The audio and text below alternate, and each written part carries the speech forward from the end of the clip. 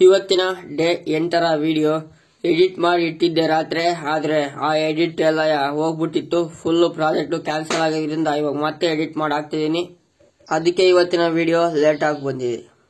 75 days order challenge ದಿನ 8. ಇವತ್ತು 6:25. ಇವಾಗ ಕರೆಕ್ಟ್ ಆಗಿ ಡೇ 7 ವಿಡಿಯೋನ ಪಬ್ಲಿಷ್ ಮಾಡ್ತಿದೀನಿ. ಸೊ ಟೈಮ್ ಆಗ್ಬಿಟ್ಟೈತೆ, 6 ಗಂಟೆಗೆ ಹಾಕ್ಬೇಕಾಗಿರೋದು 6:25 ಆಗೈತೆ. ಇರ್ಲಿ, ಇವತ್ತೊಂದ್ ದಿವಸ ಅಡ್ಜಸ್ಟ್ಮೆಂಟ್ ಆಗ್ಲಿ. ಹಾಕಿದೀನಿ ನೋಡ್ರಿ, ಕರೆಕ್ಟ್ ಆಗಿ ನೋಡ್ರಿ. ಡೇ 7 ವಿಡಿಯೋ ಕೂಡ ನೀವು ನೋಡಬಹುದು, ಆಲ್ರೆಡಿ ಹಾಕಿದೀನಿ. 7:75 ಅಂದ್ರೆ 7 ದಿವಸ, 75ನೇ ದಿವಸದಲ್ಲಿ. ಇವಾಗ ಫಸ್ಟ್ ಹೋಗ್ಬೇಕಾಗಿರೋದು ನೀರ್ ತರಕ್ಕೆ, ಯಾಕೆಂದ್ರೆ ಫಿಲ್ಟರ್ ನೀರಿಲ್ಲ, ಮತ್ತೆ ಮಾಮೂಲಿ ನೀರು ಕುಡಿದ್ರೆ ನೆಗಡಿ ಆಗ್ಬಿಡುತ್ತೆ. ಅದಕ್ಕಾಗಿ ಫಸ್ಟ್ ಹೋಗಿ ನೀರು ತರಬೇಕು. ಫಸ್ಟ್ ಗಾಡಿ ಸ್ಟಾರ್ಟ್ ಮಾಡಿದೆ. ಇವತ್ತು ಒಂದೇಗೆ ಈ ಗಾಡಿ ಸ್ಟಾರ್ಟ್ ಆಯ್ತು. ಸೊ ಸೀದಾ ಹೋಗಿ ಫಿಲ್ಟರ್ ನೀರು ಕ್ಯಾನ್ ಹತ್ರ ಹೋಗಿ ಕಾಯಿನ್ ಹಾಕಿದೆ. ಕಾಯಿನ್ ಹಾಕಿದ ತಕ್ಷಣ ನೀರು ಬರಕ್ಕೆ ಶುರುವಾದವು. ಫಸ್ಟ್ ನೀರು ಹಿಡ್ಕೊಂಡು ಇಲ್ಲಿಂದ ಈಗ ಹೋಗ್ಬೇಕು.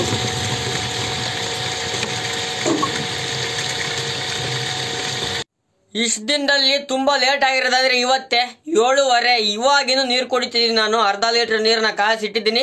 ಸೊ ಇವಾಗ ನೀರು ಕುಡಿದು ವರ್ಕೌಟಿಗೆ ಹೋಗ್ಬೇಕು. ಆಲ್ರೆಡಿ 7:30 ಆಗ್ಬಿಟ್ಟೈತೆ. ಫಸ್ಟ್ ಬೇಗ ನೀರು ಕುಡಿದು ಇಲ್ಲಿಂದ ಜಾಗ ಖಾಲಿ ಮಾಡ್ಬೇಕು. ಬೇಗ ಹೋಗಿ ಫಸ್ಟ್ ವರ್ಕೌಟ್ ಶುರು ಮಾಡ್ಬೇಕು, ಯಾಕಂದ್ರೆ ಟೈಮ್ ಆಗ್ಬಿಟ್ಟೈತೆ ಆಲ್ರೆಡಿ 7:30.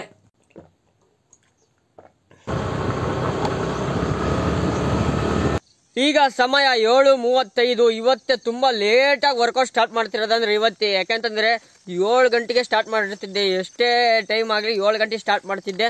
ಆದರೆ ಇವತ್ತು ಏನಾಗೈತೆ ಅಂತಂದ್ರೆ ನಿನ್ನೆ ಎಡಿಟಿಂಗ್ ಸ್ವಲ್ಪ ಲೇಟ್ ಆಯಿತು. ಮತ್ತೆ ಬೆಳಿಗ್ಗೆ 5 ಗಂಟೆಗೆ ಎದ್ದು ಎಡಿಟಿಂಗ್ ಸ್ಟಾರ್ಟ್ ಮಾಡಿದೆ. ಆದ್ರೂ ಕೂಡ ಆಗಲಿಲ್ಲ. 6 ಗಂಟೆಗೆ ಅಪ್ಲೋಡಿಗೆ ಹಾಕಿದ್ದು ನಾನಿನ್ನುವ. ಸೊ 6:15 ವಿಡಿಯೋ ಹಾಕಿದ್ದು ಇವತ್ತಿಂದು. ಅಂದರೆ ಡೇ 7 ವಿಡಿಯೋನ 6:15 ಹಾಕಿದೆ. ಹಾಕಿದ್ಮೇಲೆ ಫೈನಲಿ ಇವಾಗ 7:30 ಆಗಿದೆ. ಆಮೇಲೆ ನೀರು ತಗೊಂಬ ಅಂತ ಬೇರೆ ಅಂದರು. ಹೋಗಿ ನೀರು ತಗೊಂಬಂದಿಟ್ಟು ಫಿಲ್ಟರ್ ನೀರ ಜಸ್ಟ್ ಇವಾಗಿನೂ ಬಂದು ವರ್ಕೌಟ್ ಸ್ಟಾರ್ಟ್ ಮಾಡಿದ್ದೀನಿ. ಬೆಳಿಗ್ಗೆನೆ ಬಂದು ವರ್ಕೌಟ್ ಸ್ಟಾರ್ಟ್ ಮಾಡಿಬಿಡ್ಬೇಕು. ಅಂದರೆ ಒಂದು 6 ಗಂಟೆ ಹಂಗೆ ಶುರು ಮಾಡಿದ್ರೆ ತುಂಬ ಚೆನ್ನಾಗಿರುತ್ತೆ. ಈಗ ಫುಲ್ಲು ಬಿಸಿಲು ಹೊಡಿತೈತೆ ನೋಡ್ರಿ. ಈಗ ಈ ಬಿಸಿಲಲ್ಲಿ ಇಲ್ಲಂತೂ ವರ್ಕೌಟ್ ಮಾಡೋಕ್ಕಾಗಲ್ಲ. ಸೊ ಅಲ್ಲೋಗಿ ಮಾವಿನ ಮರದ ಅಡಿಯಲ್ಲಿ ವರ್ಕೌಟ್ ಮಾಡಬೇಕಷ್ಟೇ. Let's start today's workout day 8. A few moments later. ಸಮಯ 8:05. ಜಸ್ಟ್ ಇವಾಗಿನೂ ವಾಕಿಂಗ್ ಮುಗೀತು. ಸೊ ಫುಲ್ಲು ಬೆವರು ಇಳಿದೋಗ್ಬಿಟ್ಟೈತೆ. ಯಪ್ಪ, ಈ ಬಿಸಿಲಲ್ಲಿ ಭಾಳಪ್ಪ ಸವಾಸ. ನಾಳೆಯಿಂದ ಬೇಗನೆ ಬರಬೇಕು. ಎಷ್ಟೊತ್ತರ ಆಗಲಿ ರಾತ್ರಿನೇ ಎಡಿಟ್ ಮಾಡಾಕಿ ಬೆಳಿಗ್ಗೆ ಬೇಗ ಬಂದು ವರ್ಕೌಟ್ ಸ್ಟಾರ್ಟ್ ಮಾಡಬೇಕು. ಬಿಸಿಲಲ್ಲಿ ವರ್ಕೌಟ್ ಮಾಡೋಕ್ಕಾಗಲ್ಲ. ಅದಕ್ಕೆ ಇವಾಗ ಸೀದಾ ನೆರಳಿಗೆ ಬಂದೆ. ಇಲ್ಲಿ ವರ್ಕೌಟ್ನ ಶುರು ಮಾಡಬೇಕೀಗ. ಫುಲ್ಲು ಸುಸ್ತಾಗ್ತೈತೆ ಮಾತ್ರ. ಯಾಕೆಂತಂದರೆ ಇವತ್ತು ಊಟ ಮಾಡಬೇಕು. ಫಸ್ಟು ಫುಲ್ ಹೊಟ್ಟೆ ಸೀತೈತೆ. ಇವಾಗ ಹೋಗಿ ಫಸ್ಟು ಇವತ್ತಿನ ವರ್ಕೌಟ್ ಮಾಡಿ ಆಮೇಲೆ ಊಟಕ್ಕೆ ಹೋಗೋಣ. ಈಗ ಸಮಯ 8:49. ಸೊ ಇವತ್ತಿನ ವರ್ಕೌಟ್ ಎಲ್ಲ ಮುಗೀತು. ಆದರೆ ಕಾಳನ್ನ ತಿನ್ನೋಕ್ಕೆ ಹಿಂದೆ ಮುಂದೆ ನೋಡೋಂಗಾಗಿತ್ತು. ಯಾಕೆಂದರೆ ಇವಾಗ ಊಟದ ಟೈಮು. ಇನ್ನೇನು ಊಟ ಆಗಿರುತ್ತೆ ಮನೆಯಲ್ಲಿ. ಅದಕ್ಕಾಗಿಯೇ ಸ್ವಲ್ಪ ಕಾಳುಗಳನ್ನ ತಿಂದು ಮನೆಗೆ ಹೋಗಿ ಫಸ್ಟ್ ಊಟ ಮಾಡಬೇಕು. ಇನ್ನೊಂದು 10 ನಿಮಿಷ ಮೆಡಿಟೇಷನ್ ಮಾಡಬೇಕು, ಅದು ಕೂಡ ಬಾಕಿ ಇದೆ. ಸೊ ಇವಾಗ ಈ ಕಾಳುಗಳನ್ನ ಸ್ವಲ್ಪ ತಿಂದು ಇವಾಗ ಸೀದಾ ಮನೆ ಕಡೆಗೆ ಪಯಣ. ಸಮಯ 12:33. ಇವಾಗ 1 ಲೀಟ್ರ್ ನೀರು ಖಾಲಿ. ಅಂದರೆ ಬೆಳಗ್ಗೆ ಬಿಸಿ ನೀರು ಅರ್ಧ ಲೀಟ್ರು. ಇವಾಗ ಈ ಬಾಟ್ಲಲ್ಲಿ 1 ಲೀಟ್ರ್ ಕುಡ್ದಿದ್ದೀನಿ. ಅಲ್ಲಿಗೆ 1.5 ಲೀಟ್ರ್ ಕುಡ್ದಂಗೆ ಆಯಿತು. ಇನ್ನೂ ತುಂಬ ಬಾಕಿ ಇದೆಯಪ್ಪ ಇವತ್ತು ನೀರು ಕುಡಿಯೋದು. ಸಮಯ 12:51. ಈಗ ಮೋಟ್ರ್ ಚಾಲು ಮಾಡಿದ್ದೀನಿ. ಸೊ ಯಾಕೆಂತಂದರೆ ತೋಟಕ್ಕೆ ನೀರು ಬಿಡಬೇಕಾಗಿತ್ತು. ಅದಕ್ಕಾಗಿಯೇ ಹೋಗೋ ಅಲ್ಲೇ ಆ್ಯಕ್ಟಿಂಗ್ ಮಾಡೋದು ನೋಡು, ವಂಚಾಗ್ತಿರೋದಾರ.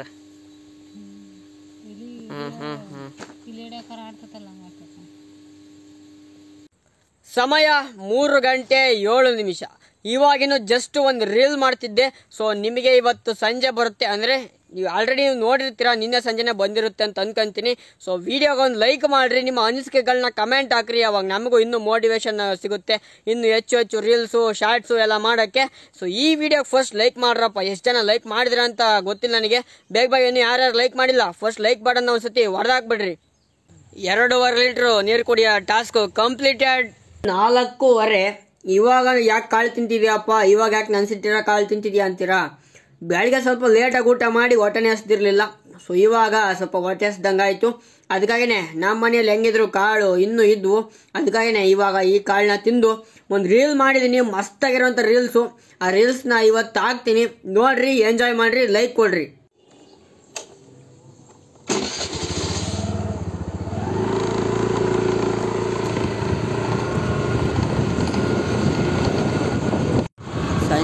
6:30 ತೋಟಕ್ಕೆ ಹೋಗ್ತಾ ಇದ್ದೀನಿ. ಏಕೆಂದರೆ ನಮ್ಮ ಅಪ್ಪನ ಕರ್ಕೊಂಬರಕ್ಕೆ. ಸೊ ನೋಡ್ತಾ ಇರ್ಬೋದು ಇಲ್ಲಿ ವ್ಯೂ ಹೆಂಗೈತೆ ಅಂತಂದು. ವ್ಯೂ ನೋಡ್ರಿ ಹೆಂಗೈತೆ. ಸಂಜೆ 6:30 ಫುಲ್ಲು ಮೋಡ ಮುಚ್ಚಿದ ವಾತಾವರಣ, ನೀಲಿ ಬೇರೆ ಇತ್ತು, ಸಖತ್ತಾಗಿತ್ತು ವ್ಯೂ ಮಾತ್ರ ಸೂಪರ್, ಬ್ಯೂಟಿಫುಲ್, ವಂಡರ್ಫುಲ್ ಎಲ್ಲ.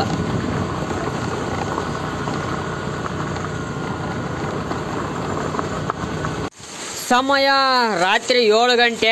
ಮಳೆ ಬರ್ತೈತೆ ನೋಡ್ರಿ, ಮಳೆ ಬರ್ತಾ ಉಂಟು ನಮ್ಮೂರಲ್ಲಿ. ರಾತ್ರಿ 7 ಗಂಟೆಯಲ್ಲಿ ಇನ್ನೂ ಬುಕ್ ಬೇರೆ ಓದಿಲ್ಲ, ಇನ್ನು ಬರೀ ರೀಲ್ಸ್ ಎಡಿಟ್ ಮಾಡಿದ್ದೆ ಆಯಿತು. ಇವಾಗ ಮಳೆ ಬೇರೆ ಬರ್ತಾ ಇದೆ ನೋಡ್ರಿ, ತಂಪಾಗ್ಬಿಡ್ತು ವಾತಾವರಣ. ಫುಲ್ಲು ಕೂಲ್ ತಂಪು ಫುಲ್ ಜೋರ ಬರ್ತೈತೆ ಗುರು. ಮಳೆ ಹನಿ ಬೀಳ್ತಿರೋದು ನೋಡಿದರೆ ಗೊತ್ತಾಗುತ್ತೆ. ಇರ್ಸಲು ಹೊಡಿತೈತೆ, ಆದರೂ ನಿಂತ್ಕೊಂಡು ವಿಡಿಯೋ ಮಾಡತ್ತೀನಿ ನೋಡ್ರಿ. ಓಕೆ, ಫೈನಲಿ ಇನ್ನೊಂದು ಬಾಟ್ಲು ಖಾಲಿ ಆಗಿದೆ. 1 ಲೀಟ್ರ್ ಕುಡ್ದಿದ್ದಾಯಿತು, ಅಲ್ಲಿಗೆ 3.5 ಲೀಟ್ರ್ ಆಯಿತು. ಇನ್ನೊಂದು ಅರ್ಧ ಲೀಟ್ರ್ ಕುಡಿದ್ರೆ ಈ ಬಾಟ್ಲಲ್ಲಿ ಇವತ್ತಿನ 4 ಲೀಟ್ರು ಟಾಸ್ಕು ಕಂಪ್ಲೀಟ್ ಆಗುತ್ತೆ. ಇವಾಗ ಓದಲು ಶುರು ಮಾಡಬೇಕು. ಸೊ ಸಮಯ 7:15 ರಾತ್ರಿ.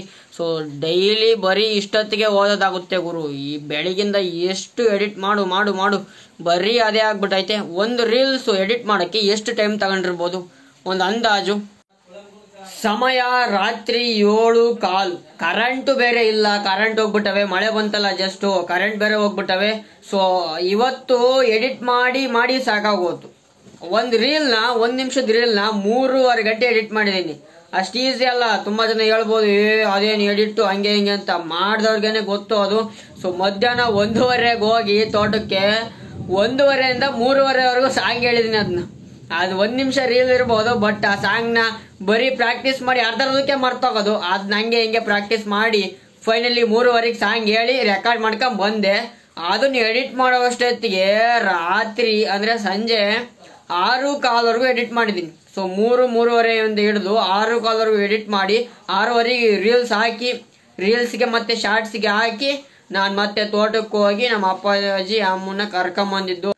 ಫೈನಲಿ ಈಗ 7:15 ಆಗಿದೆ. ಸೊ ಇವಾಗ ಓದ್ಕೋಬೇಕು. ಇಲ್ಲಿ ಇಟ್ಟಿದ್ದು ನೋಡ್ರಿ ಬುಕ್ಕು. ಸೊ ಬುಕ್ ಅಂತೂ ರೆಡಿ ಇದೆ, ಓದ್ಕೋಬೇಕಷ್ಟೇ ಇವಾಗ. ಡೈಲಿ ಬರೀ ಇದೊಂದೇ ಲಾಸ್ಟ್ ಉಳ್ಕೊಳ್ಳುತ್ತೆ ಓದ್ಕೊಳ್ಳೋದು. ಎಲ್ಲ ಮಾಡಿರ್ತೀನಿ. ಸೊ ಬೆಳಿಗ್ಗೆಯಿಂದ ಎಕ್ಸಸೈಸು, ನೀರು ಕುಡಿಯೋದು ಎಲ್ಲ ಮಾಡ್ಬೋದು. ಅದೊಂದಿನ ಅರ್ಧ ಲೀಟ್ರ್ ನೀರು ಕುಡಿದ್ರೆ ಮುಗೀತು, ಹೆಂಗೋ 4 ಲೀಟ್ರು. ಈ ಓದೋದೊಂದು ಲಾಸ್ಟಿಗೆ ಉಳ್ಕೊಳ್ಳುತ್ತೆ. ಸೊ ಇವಾಗ ಇದೊಂದು 10 ಪೇಜ್ ಓದಿ ಇದರ ಎಕ್ಸ್ಪ್ಲನೇಷನ್ನ ಹೇಳ್ತೀನಿ. ಸೊ ಫೈನಲಿ ಎಲ್ಲರಿಗೂ ಥ್ಯಾಂಕ್ ಯು ಸೋ ಮಚ್. ಯಾರೆಲ್ಲ ಸಪೋರ್ಟ್ ಮಾಡ್ತಿದ್ರೆ ಇದೇ ರೀತಿ ಸಪೋರ್ಟ್ ಮಾಡಿ. 1 hour later. 9:33. ಇವಾಗ ಈ ಬಾಟ್ಲಲ್ಲಿರುವಂತ ಇಷ್ಟು ನೀರನ್ನ ಕುಡಿದ್ಬಿಟ್ರೆ ಇವತ್ತಿನ task completed. So already task completed, ಯಾಕೆಂದ್ರೆ ಅರ್ಧ ಲೀಟ್ರ್ ಕುಡಿದಿದ್ರೆ ಕಂಪ್ಲೀಟ್ ಆಗ್ತಿತ್ತು. ಇನ್ನೊಂದು ಸ್ವಲ್ಪ ಇದಾವೆ, ಎಷ್ಟು ಕುಡಿದ್ರೆ ಮುಗೀತು.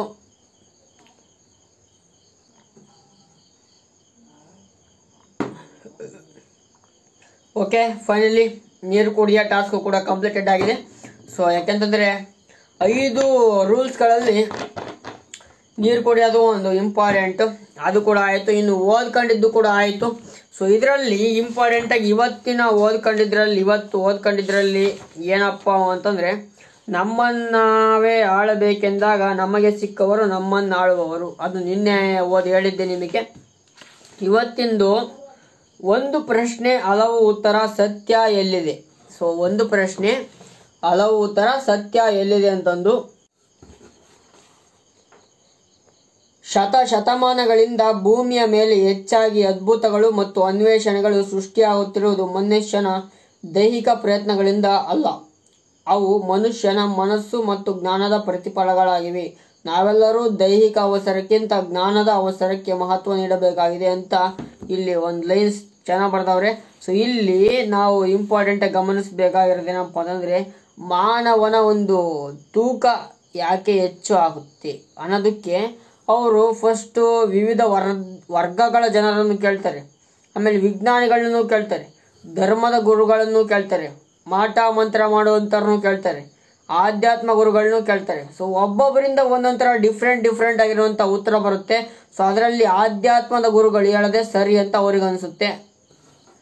ಒಬ್ಬೊಬ್ರು ಒಂದೊಂಥರ ಹೇಳ್ತಾರೆ. ಇವಾಗ ಮಾಟ ಮಂತ್ರ ಮಾಡೋರಾದ್ರೆ ಏನು ಹೇಳ್ತಾರಪ್ಪ, ನಿಂಬೆ ಹಣ್ಣು ತಗೊಂಬ, ಅಮಾವಾಸ್ಯೆ ದಿನ ಬಾ, ಅದು ಬಾ ಇದು ಬಾ, ಒಂದು 15 ದಿವಸ ಇದನ್ನ ಫಾಲೋ ಮಾಡು, ಅದು ಮಾಡು ಇದು ಮಾಡು ಅಂತ ಹೇಳ್ತಾರೆ.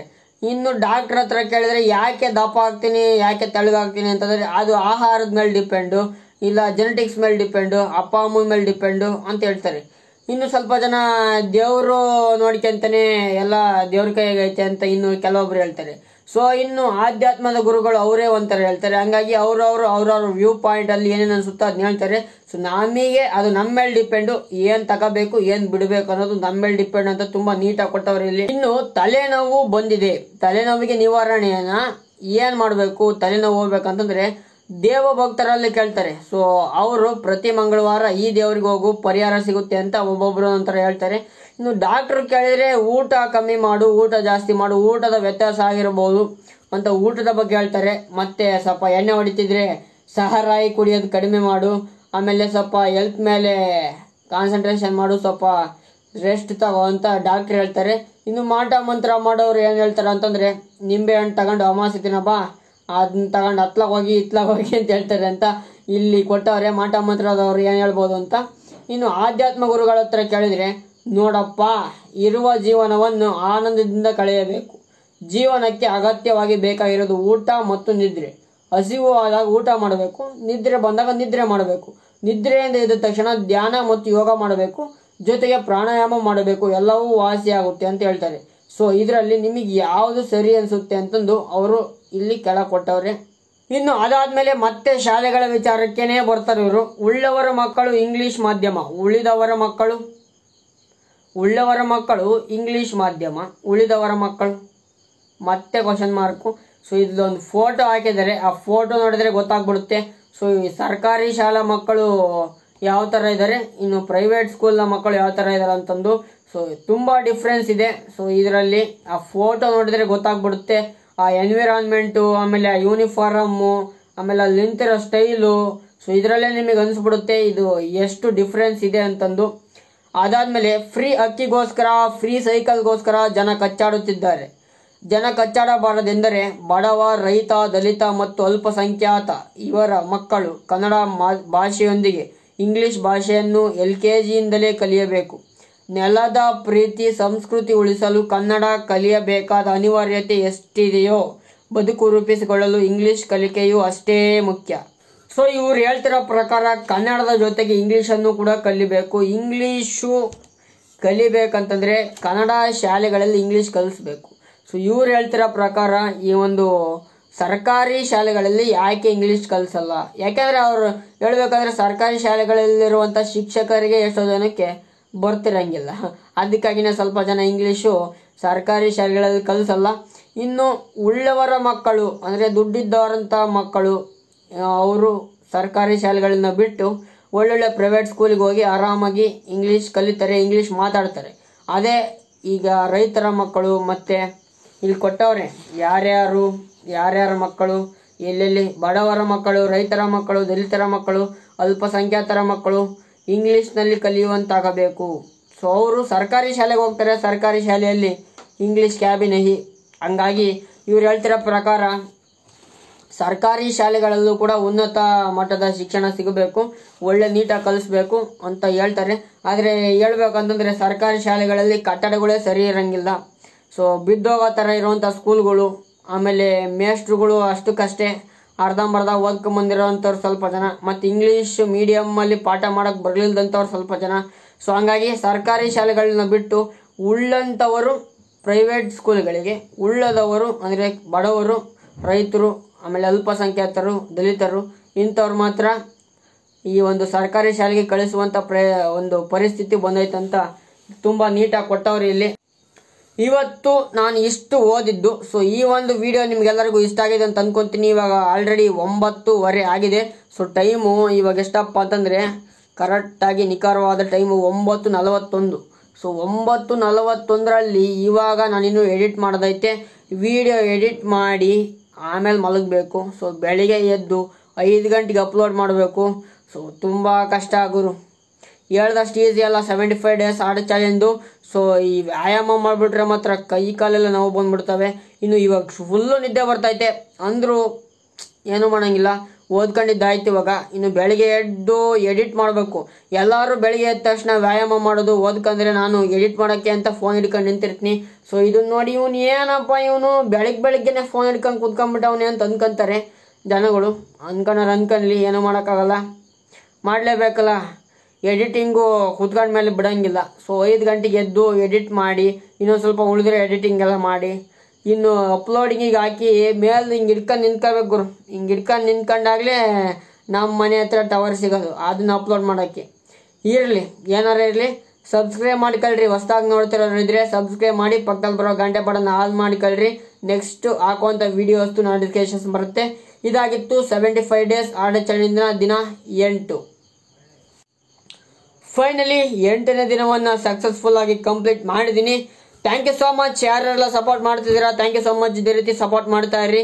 ಲೈಕ್ ಮಾಡಿ, ಕಮೆಂಟ್ ಮಾಡಿ, ಶೇರ್ ಮಾಡಿರಿ ಆದಷ್ಟು ನಿಮ್ಮ ಫ್ರೆಂಡ್ಸ್ಗೆಲ್ಲ ಅಂತ ಹೇಳ್ತಾ ಓಕೆ, ಸಿಗೋಣ ಡೇ 9 ವಿಡಿಯೋದಲ್ಲಿ. ಓಕೆ ಫ್ರೆಂಡ್ಸ್, ಬಾಯ್. ಈ ವಿಡಿಯೋನ ಆಲ್ರೆಡಿ ರಾತ್ರಿನೇ ಎಡಿಟ್ ಮಾಡಿಟ್ಟಿದ್ದೆ, ಆದರೆ ಅದು ಸ್ಟೋರೇಜ್ ಪ್ರಾಬ್ಲಮ್ ಇಂದ ಮತ್ತೆ ಫೋನ್ ಸ್ವಿಚ್ ಆಫ್ ಆಗಿದ್ದರಿಂದ ಎಲ್ಲ ಪ್ರಾಜೆಕ್ಟ್ ಡಿಲೀಟ್ ಆಗಿತ್ತು. ಹಾಗಾಗಿ ಇದನ್ನ ಮತ್ತೆ ಬೆಳಿಗ್ಗೆ ಎದ್ದು ಎಡಿಟ್ ಮಾಡಿರೋದು ಈ ವಿಡಿಯೋನ. ಹಂಗಾಗಿ ಸ್ವಲ್ಪ ಅಡ್ಜಸ್ಟ್ ಮಾಡ್ಕೊಳ್ಳಿ, ಕರೆಕ್ಟಾಗಿ ಬಂದಿಲ್ಲ. ಬೇಸಿಕ್ಕಾಗಿ ಏನು ಬೇಕೋ ಅಷ್ಟು ಎಡಿಟ್ ಮಾಡಿದ್ದೀನಿ.